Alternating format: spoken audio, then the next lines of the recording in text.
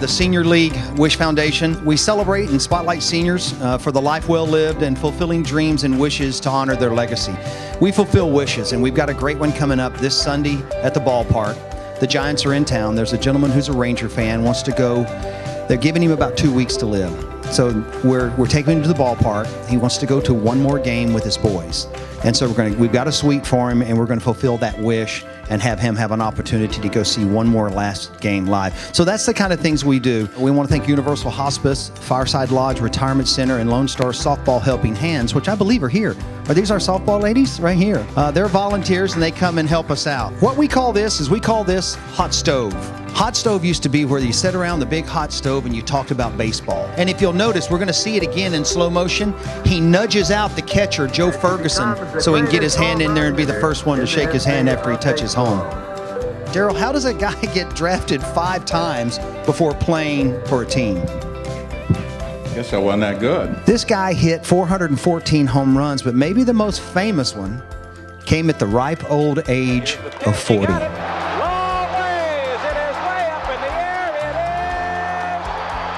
And Buddy was pretty low-key, you know, and I myself was pretty low-keyed. I wasn't a rah-rah type guy.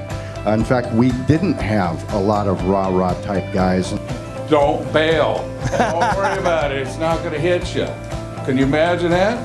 So he starts it from over there and throws a curveball that starts behind you at your head, or right at your head, and you have this much time to decide whether to just hang in there because it might be a breaking ball, or get it in.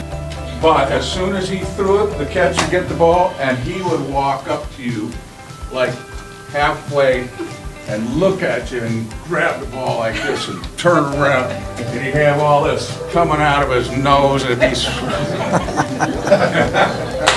The intimidation factor. There was a little of that, yeah. It was an unforgettable moment. Why did I want to be a Dodger fan? Oh, they were down. They were down for a long time, and they were able to come back and establish themselves. We're trying to win games. I'm going out to try to hit a home run. You know, I'm not supposed to say that, but I try to hit a home run every time up.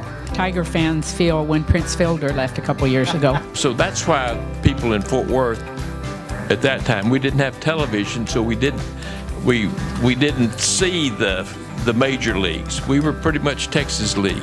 We walked into the clubhouse and Eddie had about 20 guys sitting around drinking. It was like 10:30 in the morning. They were all drinking beers, telling stories from all different teams and everything. And my dad and I walked in, and Eddie looked up and went, "Well, I thought you'd be here. Look great, Dick. I'm glad to see you here." And I go, "What about me?" And he goes, "So what about you? I want to see your dad." No, it was really noticeable because every place you go in the country, that's the beauty. We were so blessed to go and see the rest of the country and how people are.